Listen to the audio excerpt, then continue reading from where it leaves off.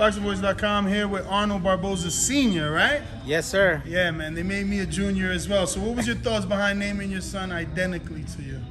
Oh, usually when it's your first boy, the majority of Mexican Americans, they go with naming their son Junior. So for sure. So how many fights does Arnold have now? Currently he's 26-0. 26-0. And I guess the biggest news this year was that there was a strong possibility of you guys facing Teofimo Lopez, correct? That's correct. I mean, we all agree. I know Rick was talking to Teo's manager. Rick Merrigan. Correct. So that's Arnold's manager. That's Arnold's manager. And it all got started with Teofimo's dad calling Arnold a tune-up. He wanted to get a tune-up. We said, let's bring it on. So we were patiently waiting. I mean, waiting and waiting because they said they wanted to fight us. And we just couldn't wait no more and wait for this kid. So we just moving on and hopefully in the future. So by moving on, do you have an opponent now? We already have an opponent for July 15. We're fighting at the Pachanga Resort Casino. We're fighting Danielito Zorrilla. He's currently 16-0 with 12 knockouts from Puerto Rico. It'll be a good fight. He's a great fighter. Now, there is a rumor that there was another fight offered to you guys for Kenneth Sims. Any truth to that fight being offered? That was true, but in reality, I mean, we're looking for a big name. We're looking for somebody that's going to take us to the next step. It doesn't make sense to fight somebody who's not even ranked. I mean, that's a great fighter. I mean, I know Kenneth Sims since he actually had his pro debut.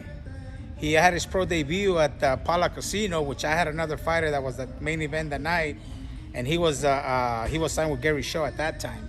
I mean, so I know him for years. He's a great fighter. Don't get me wrong, but I mean, at this point of his career, we're looking to get somebody in the top 10, which we got, that's going to help us get to the next level. So what's your reaction to Teofimo Lopez Sr. and Jr. not choosing you, and instead they chose Pedro Campa? Pedro Campa. You know him?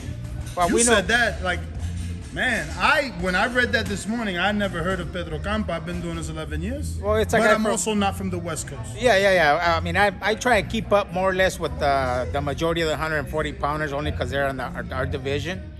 And that's it's a guy that's slow. I mean, they picked the right guy, you know. Now, do you knock them, or do you think it's exactly what Teo needed coming off the loss and all of the other stuff we heard was going on?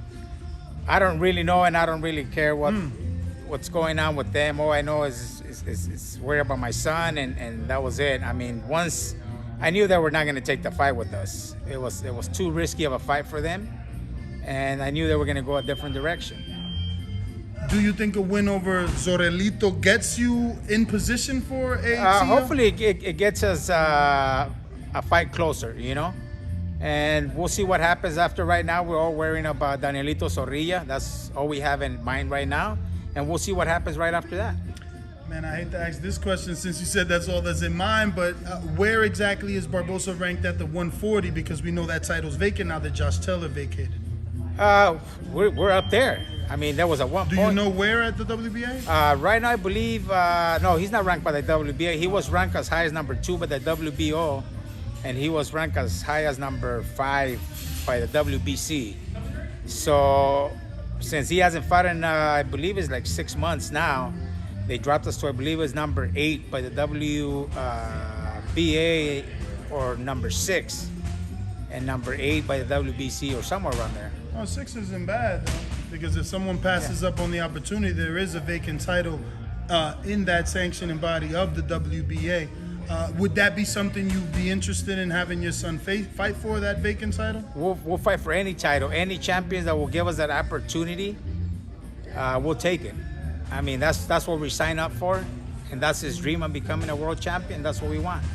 Now, obviously, you signed for the fight with Teo. What was it about Teofimo? We never signed. We just agreed. Okay. We agreed that we're in talks. They said we agreed that we'll take the fight. What was it about him, though, that made you agree? Was it the financial payday, or do you know something, you see something in him that your son can capitalize on? Oh, definitely. I mean, definitely that we saw something that we could capitalize. I definitely think my son will beat Teo. I just want you to elaborate because Teo is a good fighter. You know, he's a great fighter. You know, he lost that Kambosos fight, but we still seen what he did with Kome and Nakatani and, you know, even Menard. You know, he's still but look at what Nakatani did with them. He has trouble with guys that box and counter punchers. I mean, we could fight on the inside. We could also box. And we have proven it with the Saucedo fight. My son is more like a boxer, but we've proven that he could also stay in there and bang with anybody. All right, Coach, you have any social media? Yeah, it's Arnold Barboza _ senior on Instagram. Well, thank you for the opportunity, man.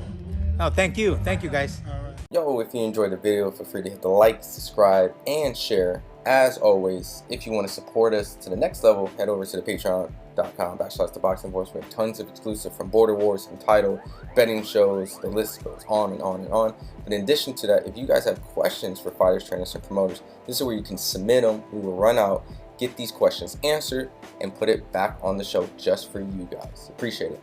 Peace.